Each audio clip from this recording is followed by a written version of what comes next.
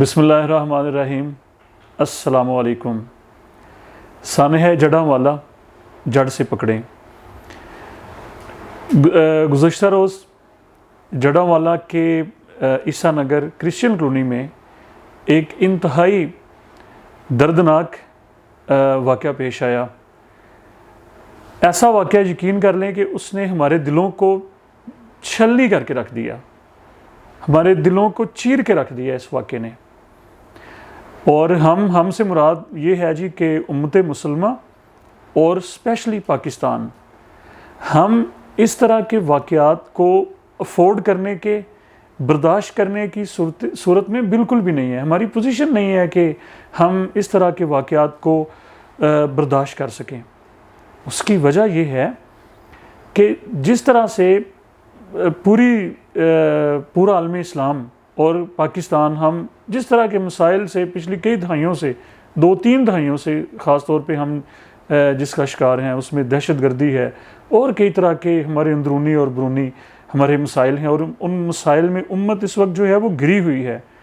تو ہمارے لیے یہ صورتحال جو ہے نا، وہ ہماری تو یہ برداشت سے باہر ہے، ہم اس کو برداشت نہیں کر سکتے۔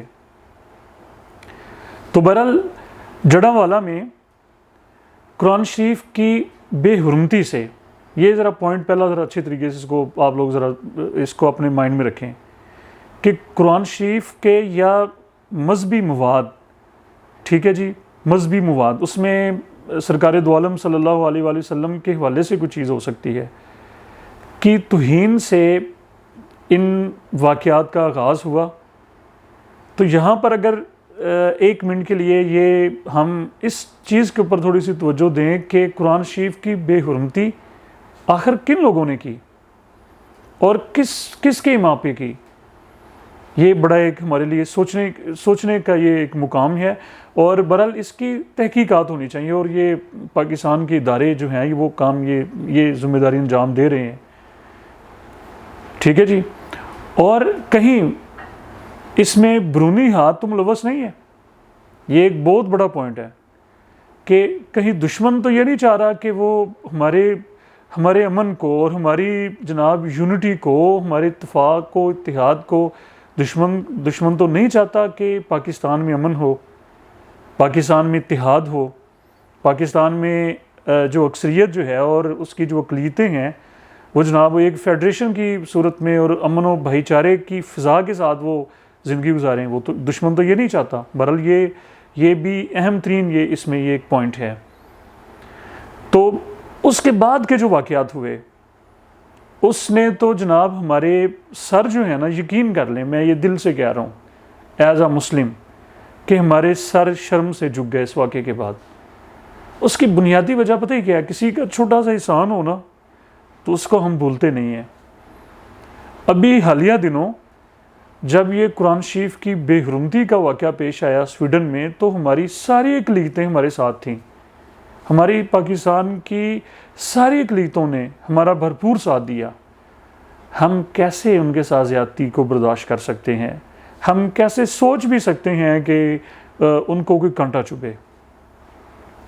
اگر اب آخری بات کے اوپر، اور یہ قابل توجہ بات ہے، یہ میسیج ہے ہمارا کہ ہمارا جو ریئل فیس ہے نا اسلام کا، ہمارے دین کا، یا یہ کہہ لیجئے کہ ہمارے دین کا جو آبجیکٹو ہے اسلام کا، وہ ہے امن اور پیس۔ ہماری ہسٹری اٹھا کے دیکھ لیں، سرکار دو عالم صلی اللہ علیہ وآلہ وسلم کی جو ساری کی ساری جو سٹرگل، اس کا ایک ہی مقصد واضح طور پہ، یہ خاص طور پہ جو ہسٹری کے سٹوڈنٹس جو ہیں، جن کا سیرت کے ساتھ کوئی لگاؤ ہے، اگر تھوڑا سا آپ اس کو اسٹڈی کر کے دیکھیں کہ صرف اور صرف امن، سرکار دو عالم صلی اللہ علیہ وآلہ وسلم نے دنیا کو امن کا پیغام دیا۔ اور اس کی بڑی ایک واضح مثال، یہ سارے ماشاءاللہ آج کل لوگ اس کو کوٹ بھی کر رہے ہیں کہ 627 عیسوی میں جب ایک نجران کا وفد سرکار دو عالم صلی اللہ علیہ وآلہ وسلم کے پاس آیا اور مسجد نبوی میں انہوں نے اپنی عبادت جو تھی وہ ادا کی، اس سے بڑی مثال امن کی اور انٹرفیتھ ہارمونی کی ہم دنیا کے سامنے اور کیا رکھ سکتے ہیں؟ اس سے بڑی اور کوئی مثال نہیں ہو سکتی۔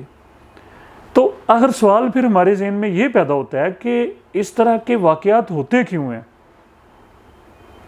یہ سب سے بڑا کوشچن ہے. ٹھیک ہے جی. تو ہمیں اس طرح کے واقعات کی جڑ کو پکڑنا ہوگا, ہمیں اس کو جڑ سے اکھاڑ کے باہر پھینکنا ہوگا, تاکہ کبھی اس طرح کے دوبارہ پاکستان میں کم از کم واقعات دوبارہ رونما نہ ہو سکیں, جو کہ پوری دنیا میں ہمارے لیے جگ ہسائی کا باعث بنے, شرمندگی کا باعث بنے ہمارے لیے ایز اے نیشن. اور ہمارے لیے سرکار دو عالم صلی اللہ علیہ وآلہ وسلم کی سیرت طیبہ جو ہے وہ ہمارے لیے کافی ہے رہنمائی کے لیے, کہ ہم نے کیا سلوک کرنا ہے, ہم نے کیا درس دینا ہے. اس کے لیے ہمارے پاس جو ہے نا وہ سیرت طیبہ جو ہے وہ موجود ہے. تو ہمیں اپنی اگلی ویڈیو تک کے لیے اجازت دیں. آپ لوگوں کا بہت شکریہ.